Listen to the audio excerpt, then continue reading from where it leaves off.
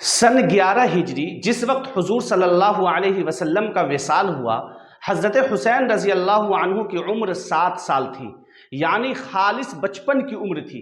इस हिसाब से 61 हिजरी को करबला में यजीद के मुकाबले में आकर शहीद होते वक्त आपकी उम्र मुबारक 57 साल बनी। गोया हुजूर के विसाल के वक्त से करबला के मारका तक दरमियान में आपकी उम्र मुबारक के 50 साल का तवील अरसा गुजरा है। सवाल ये पैदा होता है कि आपकी उम्र के ये 50 कीमती साल कहाँ गुजरे, क्योंकि जब भी हज़रत हुसैन का जिक्र होता है तो या तो आपके बचपन का जिक्र होता है। मसलन हज़रत हुसैन रज़ी अल्लाह अन्हु का नाम खुद हुजूर सल्लल्लाहु अलैहि वसल्लम ने तजवीज़ फरमाया।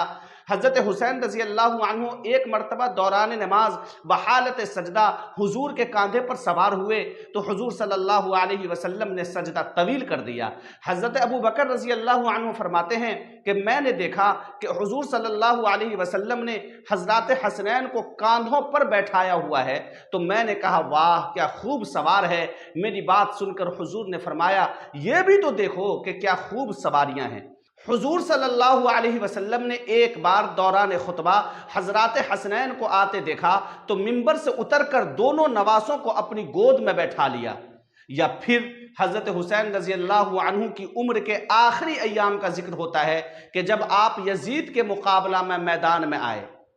सोचने की बात तो यह है कि बाकी की पूरी उम्र जो आपकी हयात मुबारका का 87% हिस्सा बनता है वो आपने कहाँ गुजारी, किसके साथ गुजारी, किसकी मातहती में गुजारी, किस खलीफा की खिलाफत के तहत गुजारी, नमाजें किस मस्जिद में पढ़ी, किस किस इमाम के पीछे पढ़ी, रिश्ता कहाँ किया, आपकी बहन हज़रत उम्मे कुलसूम के लिए आपके घर बारात किसकी आई, आपके दुल्हा भाई कौन बने, दोस्ती अगर किसी से की तो वो कौन कौन थे, वजीफा किससे लेते रहे, वजीर और मुशीर किसके बने।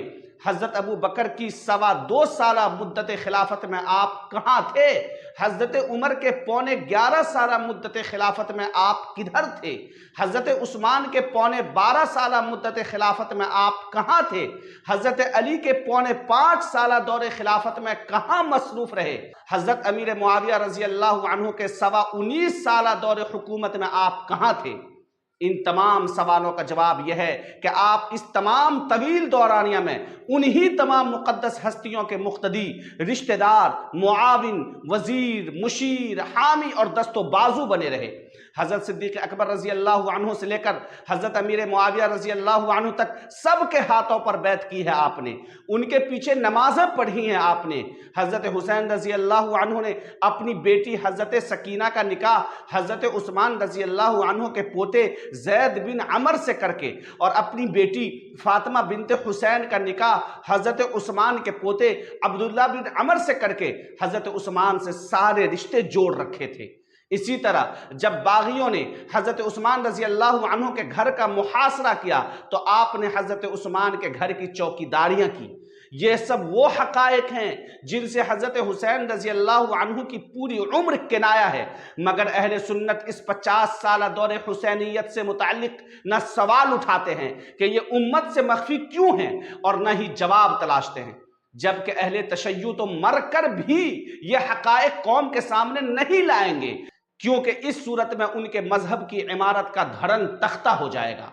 सच यह है कि हुसैनियत सिर्फ यजीद के मुकाबले में आकर अमर होने का नाम नहीं, बल्कि हज़रत हुसैन रज़ी अल्लाह अन्हु ने अमलन यह भी साबित किया है कि हज़रत सिद्दीक़ अकबर की इक़्तिदा का नाम भी हुसैनियत है।